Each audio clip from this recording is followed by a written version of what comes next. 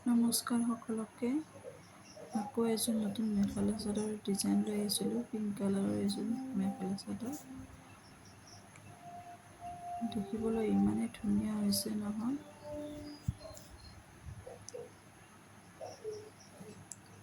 বগাৰে দহিটো গুঠি দিছোঁ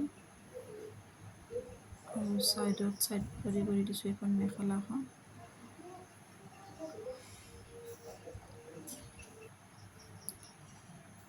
কাপোৰযোৰ দেখিবলৈ ইমান ধুনীয়া হৈছে, খচিতত মানে বেছি ভাল লগা হৈছে।